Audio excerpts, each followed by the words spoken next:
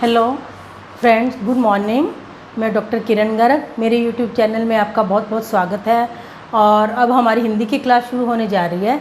तो इसमें हमने पहले रासो काव्य कंप्लीट किया है, इससे पहले रासो काव्य कंप्लीट किया है।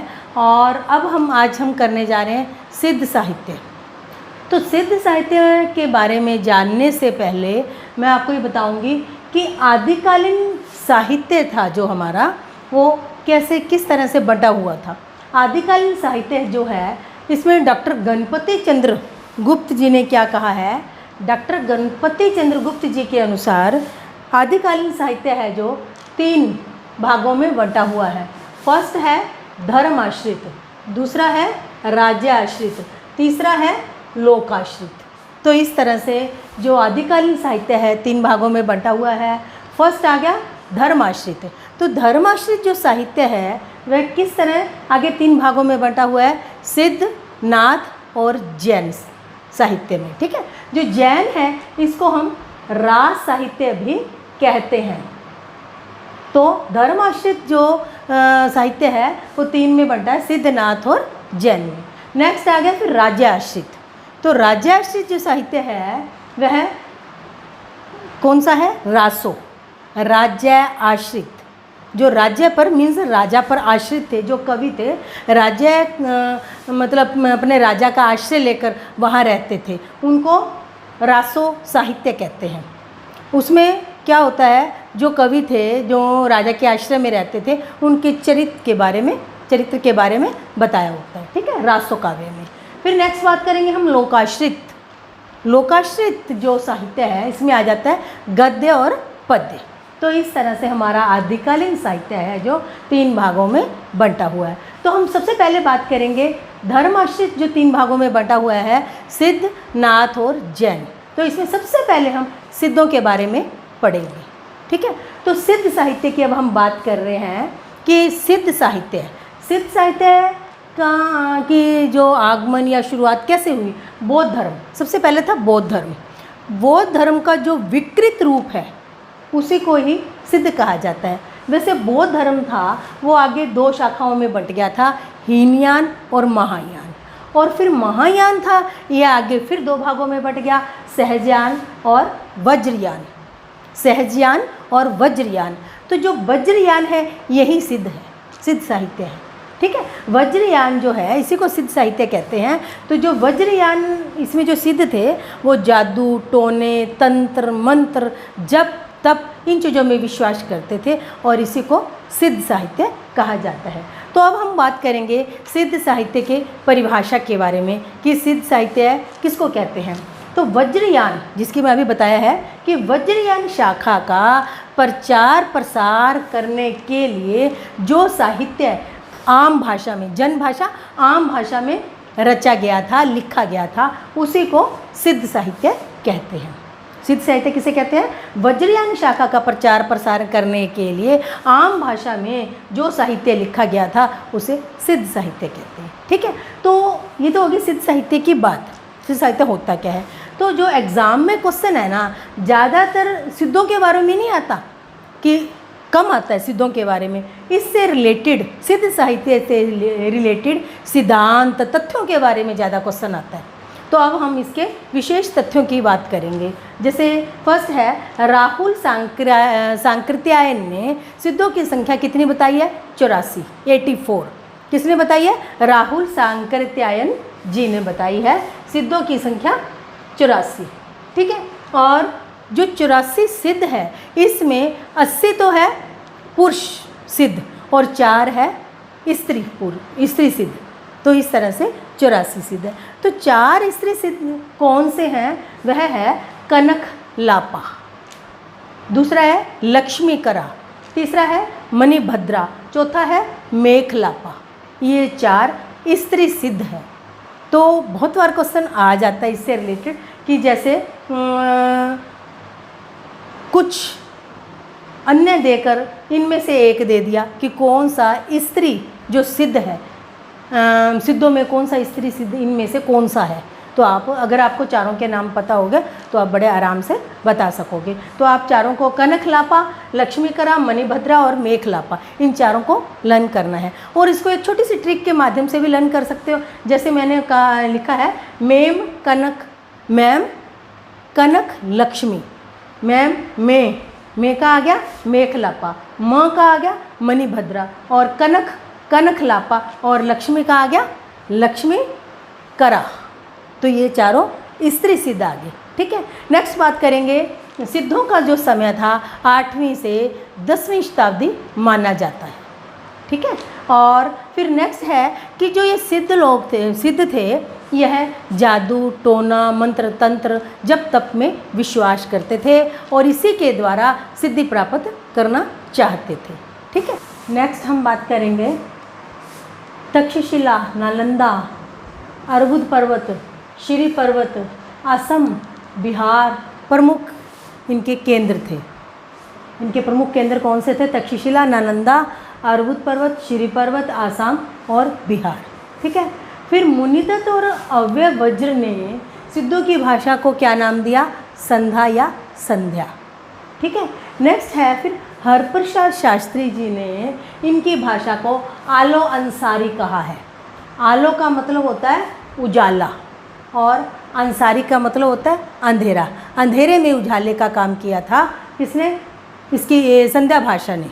सिद्धों की जो भाषा संध्या भाषा थी, एक अंधेरे में उजाले का काम किया था। ठीक है, फिर आगे आचार्य रामचंद्र शुक्ल जी क्या कहते हैं कि यह भाषा अपभ्रंश का तो विकसित रूप है और हिंदी का आरंभिक रूप है। हिंदी का पहले का स्थान, जैसे कहते हैं हिंदी से पहले, और अपभ्रंश के बाद का विकसित रूप माना जाता है संध्या भाषा को।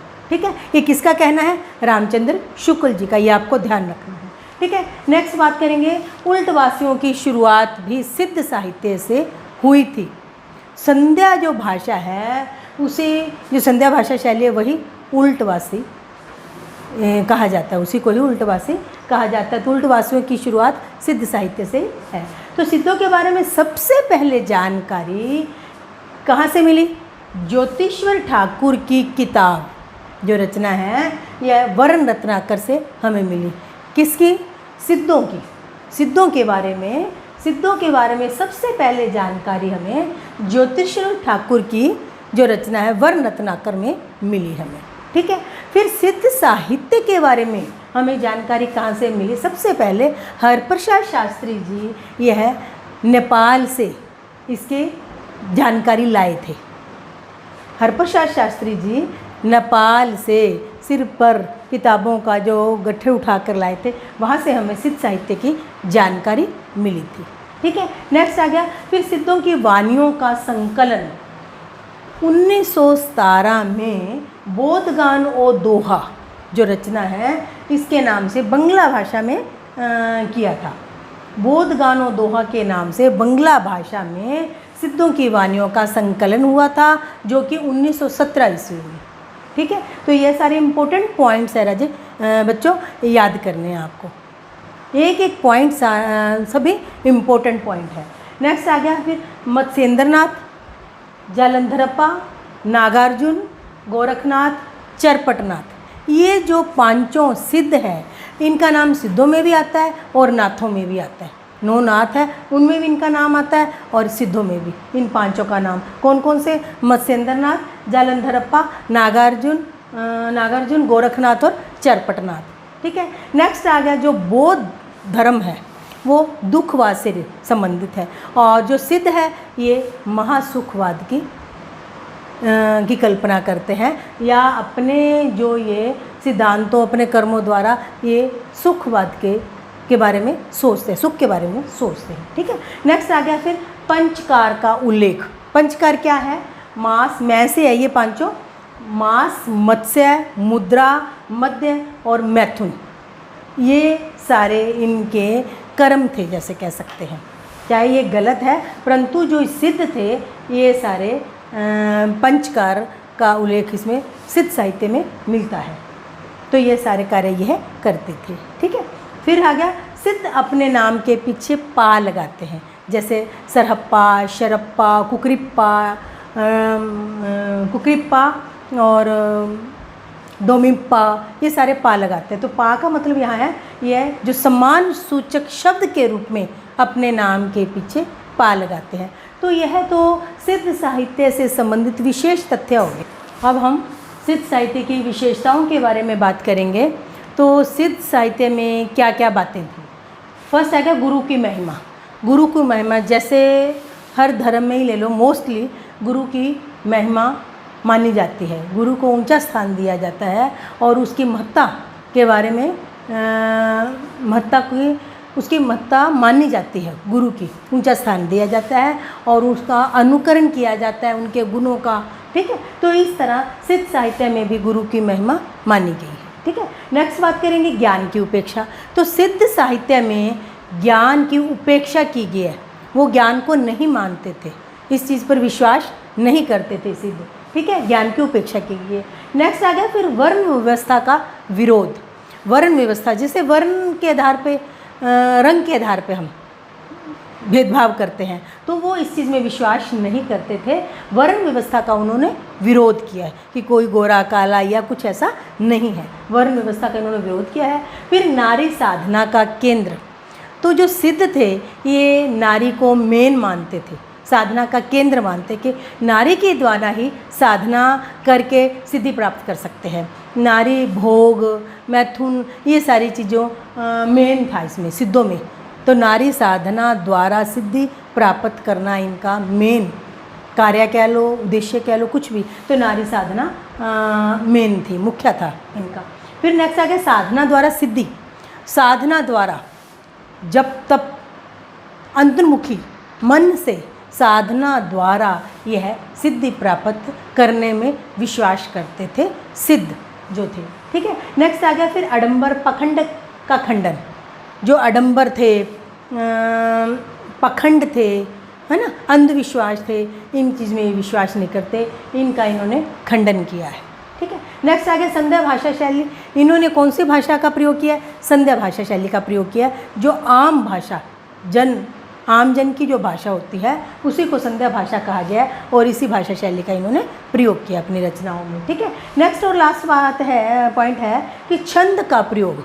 इन्होंने अपनी रचनाओं में छंदों का प्रयोग किया है और उनमें से मुख्य जो छंद है, जैसे दोहा और चौपाई का प्रयोग किया है। जैसे चर्या गीत है, इसमें दोहा चौपाई का प्रयोग किया गया। अन्य रचनाओं में भी इन्होंने दोहा चौपाई के अलावा अतिरिक्त भी छंदों का प्रयोग किया है, परंतु ज़्यादा इन्होंने दोहा और चौपाई छंद का ही प्रयोग किया था। तो यह थी सिद्ध साहित्य की विशेषताएं। तो सिद्ध साहित्य के विशेष तथ्य, विशेषताएं और सिद्ध साहित्य क्या है, कहाँ से आया, मीन्स, है ना, ये सारे के बारे में आज हमने पढ़ा। और इससे जो नेक्स्ट वीडियो होगी उसमें हम सिद्ध साहित्य, जो सिद्ध साहित्य में सिद्ध थे, उनके बारे में हम पढ़ेंगे। Thank you. अगर आपको ये वीडियो अच्छी लगी हो, उपयोगी लगती हो, तो आप इसको शेयर करें, लाइक करें और जो नए जुड़ने वाले छात्र हैं वह सब्सक्राइब भी करें। Thank you.